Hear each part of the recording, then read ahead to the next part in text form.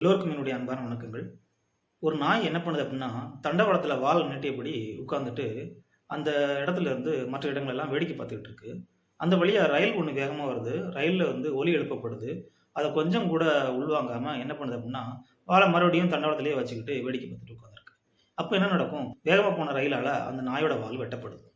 உடனே நாய்க்கு பார்த்தீங்கன்னா, அதிபயங்கர கோவம். இந்த தொடர்வண்டிக்கு எவ்வளவு திமிரு! என்னோட அழகான வால இப்படி வெட்டிருச்சே! இத நான் பழி வாங்காம விடமாட்டேன். இத நான் பழி வாங்கியே தீருவேன் அப்படின்னு மேலும் ஒரு பயங்கர கோவத்தோட என்ன பண்ணுது அப்படின்னா, அந்த ரயில எப்படியாச்சும் பழி வாங்கணும் அப்படின்ற எண்ணத்துல உட்கார்ந்திருக்கு. அந்த வழியா இன்னொரு ரயில் வேகமா வந்துகிட்டு இருக்கு. அத பார்த்த உடனே, "நீ என்னுடைய அழகான வாலையா வெட்டிட்டு போன" அப்படின்னு நினைச்சு என்ன பண்ணுது அப்படின்னா, அந்த ரயில போய் இது வேகமா பாஞ்சு கடிக்க முற்படுது. ரயில்ல அடிபட்டும் இறந்துருது.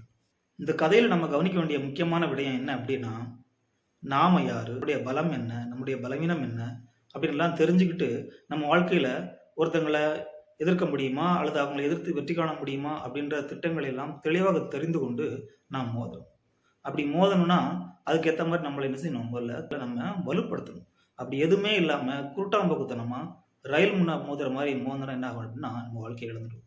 அலுவலகத்திலயும் இதே சூழ்நிலை தான். என்ன ஆகும் அப்படின்னா, அதிகாரம் மிகவும் வலிமையானது. நீ ஒரு அதிகாரத்தை எதிர்க்க வேண்டும் என்றால், அதைவிட உயர்ந்த அதிகாரத்திற்கு சென்று தான் எதிர்க்க முடியும் அப்படின்னு பாபா சாஹிப் டாக்டர் அம்பேத்கர் அவர்கள் சொல்றாங்க.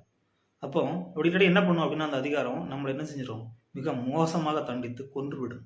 வாழ்க்கையிலயும் எடுத்தோம் கவுத்தோம்லாம் முடிவு பண்ணிடாம, நம்மளுடைய சூழ்நிலை என்ன? நாம யாரு? நம்ம எதற்காக இங்க இருக்கோம்? அப்படின்றதெல்லாம் உள்வாங்கி, ரயில் முன்ன பாய்ஞ்ச நாய் மாதிரி உயிர விட்டுறாம, பொறுமையா யோசிச்சு, சூழ்நிலையை எப்படி கையாளணும்? சூழ்நிலைகளை யோசிச்சு, காரண காரியங்களை யோசிச்சு செயல்படும் பொழுது வாழ்க்கையில் வெற்றி அடைய முடியும். எல்லோருமே வாழ்க்கையில வெற்றி அடைய வேண்டும். நன்றி.